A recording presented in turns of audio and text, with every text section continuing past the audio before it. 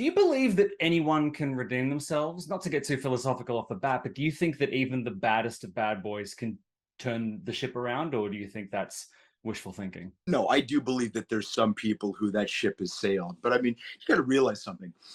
It's funny. I was having a conversation with Robert Mark Kamen, who created the Karate Kid, Yeah. and Robert put a video out where he was talking about my performance because he had seen it, and he was very complimentary. But he said that when they wanted to bring Mike Barnes back, he said, "No, no, no, no, don't bring him back, don't bring him back."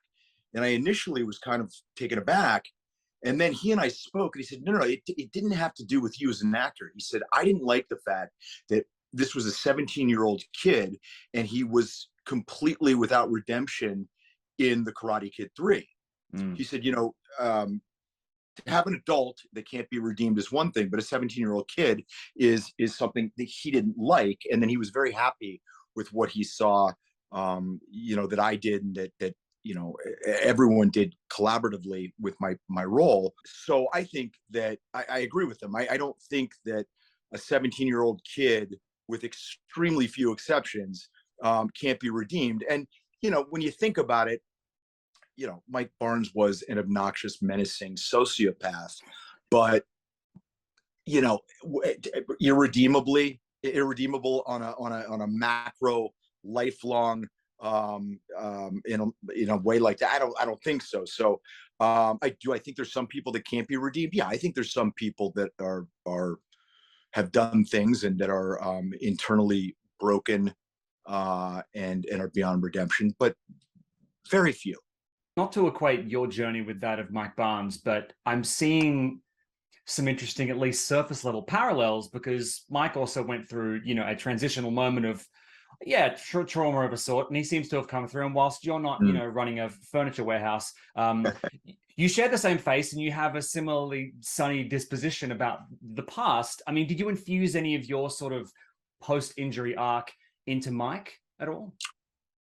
I don't think the injury thing came into it at all. For me, the big thing when I agreed to do this, and I wanted to do it. I wanted to be clear with the guys, the creators, and they were so generous in having a Zoom meeting with me before, officially taking me on board, and wanted to hear some of my thoughts, which, that's very atypical of guys that are writer producers of a smash series being interested in listening to what a potential actor is going to say. Do you know what I mean? And I thought it was very gracious of them. And I said, look, what I don't want to do is play that one-dimensional cardboard character that I played in the film. And, that was very much by design, that John Avildsen wanted this guy to be, just a one-dimensional, scary guy. And I was a very young actor, and I did the best I could to infuse what I could into it. But, now as a guy that's 35, 33, 34 years down the road from that, I'm obviously, a much more accomplished actor and human being. And I wanted to make sure that I could bring some of that depth to the role, which I think you saw it. And I think you would agree that I was able to do. The injury didn't really come into play at all. I mean, it's not something I dwell on too often. Mm. But, I think it's one of those things that kind of, toughened me up a little bit. And I guess on some level I do bring it with me. I guess it's always with me when you really think about it. Do you enjoy playing, I don't want to say bad guys, but, like the bad boy? I mean, with all your other acting roles, there's a certain edge to these characters. Yeah. And that seems like a really fun thing to do. Like I used to be a big pro wrestling fan, and the most fun Okay. people to watch, right, are the The heels. heels. Like people love a heel, and people, it's like taking the purest form of some sort of narcotic when a bad guy has a good turn, like when they have that Yeah. moment where they go, I'm done being evil. And Right. granted, that happens off screen with Mike.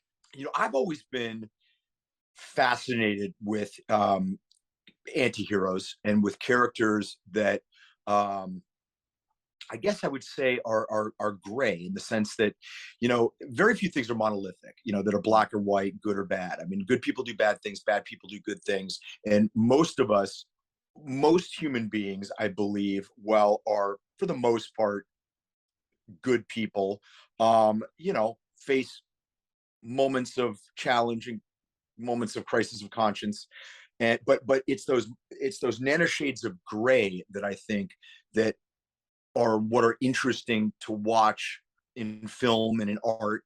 It's not real interesting watching somebody that is a 100%, white hat hero, and it's not really interesting watching somebody that is a, twirling their mustache bad guy. It's that intersectionality of the grays that I find interesting. And I didn't want to play this guy like he was a bad guy. He was a guy that had, that went through some kind of catharsis, probably got married and had a wife that helped straighten him out, and had this father-in-law who taught him how to work with furniture, and he found his way in the world. And then it was all taken away. It was like, I can be, as long as I have this life, I can be a good guy. And when Terry Silver took it away, he took away his ability to be, that guy's dead now. That guy can't be anymore. I might not be going back to being a bad guy, but I'm going to draw upon what I know to deal with this situation. Does that make him a bad guy? I don't think so. But it definitely makes him a guy that's dangerous. It's like factory settings. It's like you go back to your factory settings, right? Like if you wipe a computer, it defaults to an earlier version of itself, right? Yes, exactly. It's so interesting watching that because, I mean, Jon Stewart said, and I'm paraphrasing here, he said, until your belief system is tested, it's not a belief system, it's just a hobby, right? Absolutely. He's so right. It's like the Navy SEALs say. They say no plan remains completely intact with first contact with the enemy. It's like Mike Tyson says, everyone's got a plan till they get punched in the mouth. Yeah, that's true. But what's nice is the coin fell on the good side. I mean, sure, you stole the Rembrandt, which, by the way, I was seriously considering just tweeting framed painting emojis at you until you responded. I'm like, no one's going to get it. I got a full week to enjoy that. No. But I mean, there is a certain, I mean, Johnny literally says at the end of the show, he says, like, anyone can change. When he's talking to the panel of judges, he says, anyone can change. If I can change, anyone can change. And there's Mike Barnes changing mostly. He's got the Han Solo ratio of good to evil now. He's got 2/3 good, 1/3 bad. Like that, right?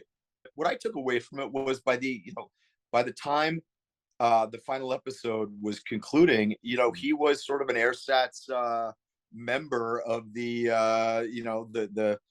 gang of Chosen and Johnny and Daniel. I mean, he was like, this might be my new tribe here.